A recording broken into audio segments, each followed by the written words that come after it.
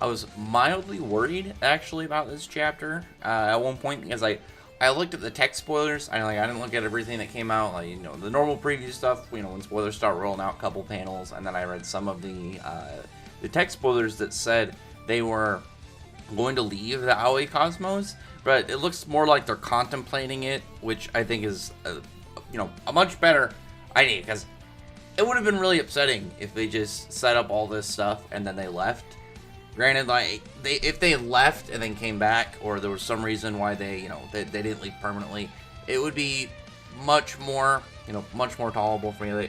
It just would bother me to have all this set up and then Shiki and them not be in it. Like, if stuff kicked off, like if they left during the war, or if they left and it was brought up that there was no way that they could have stayed around, but then it's like, well, they just do all this training and stuff, so would they just have to introduce new bad guys and stuff?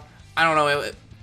It would have really, I think, gotten on my nerves to a degree, though, to be perfectly honest. But it doesn't look like that's the case.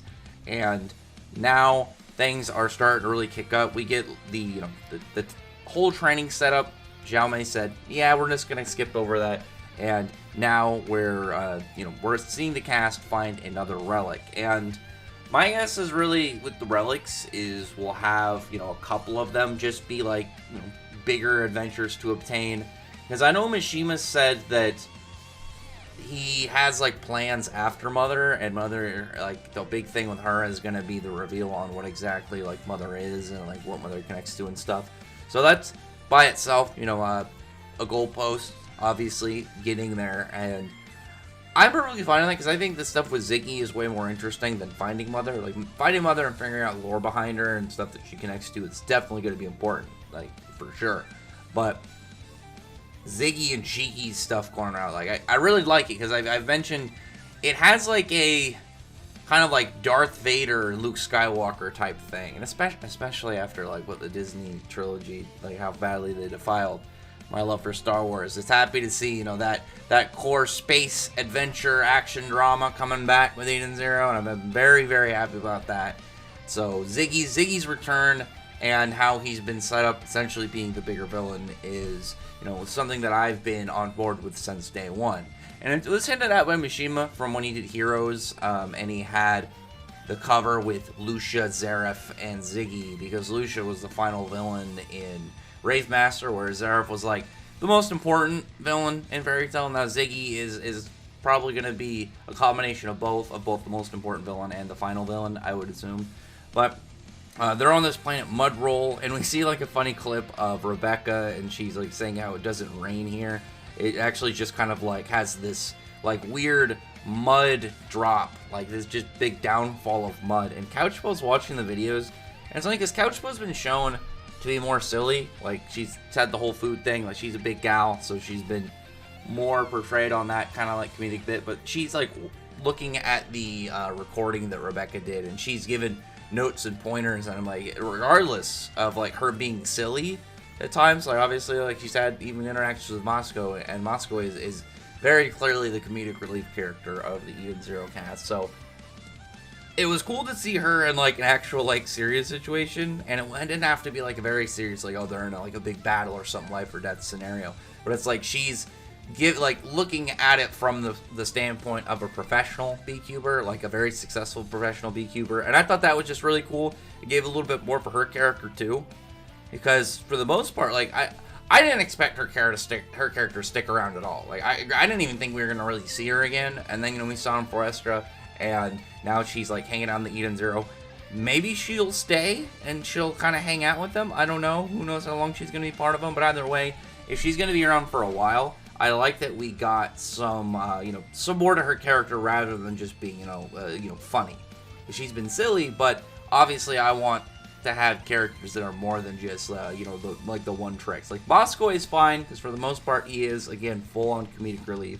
It's been pretty much established, and the only other thing is the button that he has that nobody knows what it does. But they find a relic, and it's this big building. And the relics have been very strange. The first one they had that candlestick, and then they had the bottle cap, and now a building. So I'm guessing that my guess right now with Mother is Mother used to be a human or some form of regular life form, maybe even a machine, who knows exactly what. and then some form of experiment went wrong, and then like she ended up like somehow becoming this creature. Again, who knows? Maybe that'll like relate to the origin of the chronophages or something. But I like, it would make sense. Like, say that she was like, you know, all these things were inside of that building, and it's like everything in her office or something, or like the lab that she worked in. Again, a mystery, but still, like, it holds a little bit of at least like sensical ground, given, you know, the oddities of all this kind of right now with the relics. But the characters are like, okay, well, we'll just get the ether, and then, you know, we'll figure out what to do from there. And it starts like having the mud go crazy, like they're sinking in it. There's like geysers, the rain, there's like weird like mud tidal waves and stuff. So like, it was also really funny. It's like Couchpill's like, you should have had that in there, because it's like, yeah, you would want to show the craziness of the planet, like, just because it, you know, stuff is going like a little disastrous, but that's what people are going to want to see. And after that point, they're like, okay, then they start talking about stuff with the Aoi Cosmos and like the current status of it. And which is like with Ziggy, Nero, and the Interstellar Union Army, like all around, there's too many powerful ethers right now. And especially because we know from the conversation that Holy and Justice had, that Jaguar and was it Eraser are both coming to, you know, join in with them. So that's two other really powerful characters, you know, two of the Interstellar. We have Shura on the move. Ziggy clearly is upgraded and more powerful. And that's like the big thing, because there's... I'll wait until I want to talk about the Rebecca part with like her B cube, because that's one thing that everyone's talking about, that people are remembering that and paying attention, is that she ended up writing Eden Zero on the back of her B cube. And if you remember back early in the story, it was like what is it, 20,000 years or 10 or 20,000 years in the future, and you see that like shattered moon with like these weird ether strands or something connecting the pieces. You had this guy find a B cube that said Eden Zero on it. And that's one of the big, you know, questions that was established early in the series. And with the whole layout of you know, the whole fact that Xiao Mei said time is borderline irrelevant in this, it really just gives you the mystery of, okay, well, what happened to them? Did they get trapped in a reverse chronophage or something? Is there a chronophage that sends you to the future? Did Rebecca lose her powers and go to the future? Like, what exactly is the case? You know, big mystery. And again, we know that this series has a lot of time shenanigans at its core, so it's just got to be time to wait. I did really like the moment when Rebecca was saying that like she's happy that like she's in the Eden Zero and they're like the family to her now, because clearly she did grow up without really any family of her own. She's like, the closest thing she had was her happy robot and the old man, Professor Wise, not even, you know, the normal one. Well, I guess he sort of is the normal one, and the one that we know is the oddity, because he's the one that isn't from like the current point in time. And then they have like a big breaking news story, and they're talking about what happened on Forestra, and there's a couple other planets, and you have Shura, who's at like a big press conference. He's all dressed up, and he's like talking about how they shouldn't fear machines, they shouldn't have to cower in the wake of them, and it's time for them to do something about it, and it's going to be Judgment Day for them, and they're going to pretty much take out all the machines. And the important thing following that is that when Herman is talking about it, it's like she pretty much found out that only on Forestra was like the big problem. Like the other ones, they were just going around destroying machines to kind of like build up their story of like, oh, the machines are a problem, we gotta wipe them out. So they were just going around killing innocent androids, and it's extra tying to like the emotion when you know, one, there's a bunch of androids in the Eden Zero. Like we're using them as characters. We gotta remember that they are androids. Like, look, isn't a majority of them, or at least half? You have the three shining stars. You got Pino. You got Moskoy. Is that it? Is that their? I mean, that's still 5 people.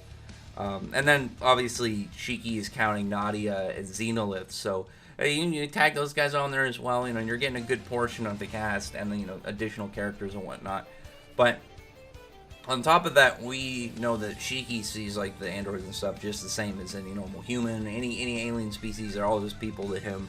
So this is really gonna bug him, and I'm glad that we got this moment, because I don't think Shiki's gonna leave with all this going on. There's no way that he's gonna want to dip out with this level of danger kind of uprising against the machines, because it's not just at this point like, oh, stuff's going down. It's like they're gonna go around trying to destroy the machines.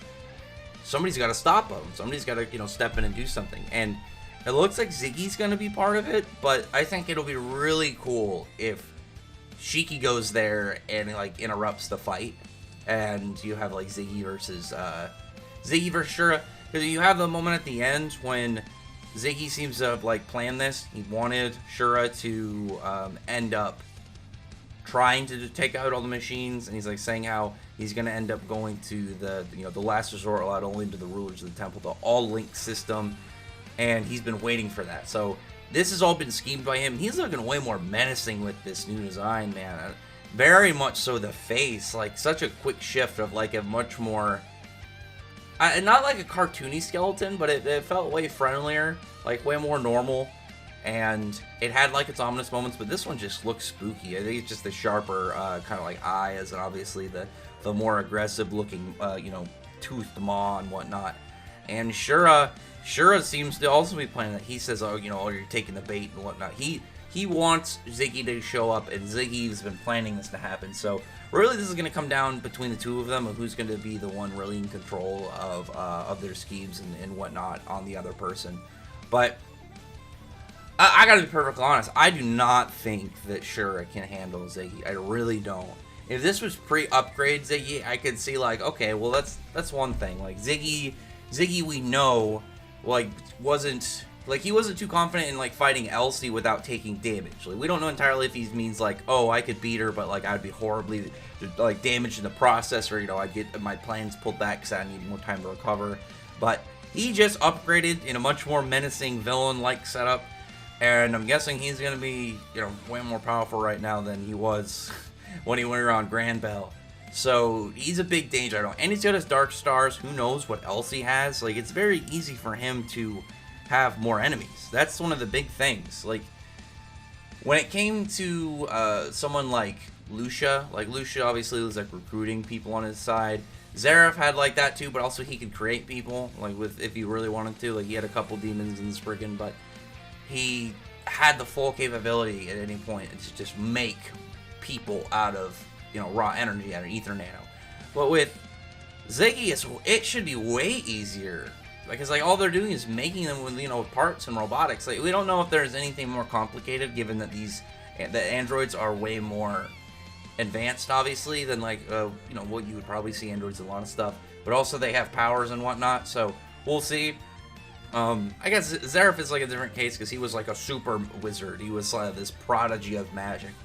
But Ziggy should be able to do it essentially just as easy, given that they're machines. Like, he just needs the parts for it, pretty much. But we'll see exactly that's going to go. I think Ziggy's going to be fine. Like, Shura, man, if Shura had more forces, or if Shura was kind of placed a little bit higher, less, like, I personally think that Shura has the potential to be revealed as like on level with one of the Galactica, because like Nero, it's like, well, maybe Nero's losing power because he's old and whatnot. We saw Shura completely destroy what was his name, Cycle or whatever, one of the oceans, the robot guy. Granted, he wasn't like, we don't know if he was on guard, and that would have made a difference. He knew that Shura was going to do that, but logically I think Shura could easily be somewhere within the Galactica level. But, like, I don't think that's really going to matter. I think he's going to get his ass kicked by Ziggy. Whether it's going to be, like, Ziggy no-diffing him is one thing, but I think Ziggy is just going to have, at the most, like, lower medium level difficulty. Like, maybe bring out 30% of his power, 40 at best, but we'll see. Other than that, though, I'll comment below. Tell me your thoughts about this chapter and the events that are showing up. Again, I was worried that they were going to leave the Aoi Cosmos, because I was like, no, we can't have all this setup and then just go to other characters. Like, I don't want to wait and then have to deal with more setup after all this, because this is the hype stuff right now. It'd be really weird. It'd be like after Drac and Joe started making his move. It's like, okay, we're going to go and do this we're going to go back to Grand Bell and hang out, or do whatever. That would have been really weird, because then if it went right into Ziggy stuff and we skipped over all those stuff for Drac and Joe, I wouldn't have liked that, especially like how that's like the best arc in the series right now. But anyway, other than that, like I said, comment below, thumbs up the video, friend, like button, subscribe button, and check out my other videos. Other than that, appreciate how many's already subscribed. Thank you all for listening. Bye.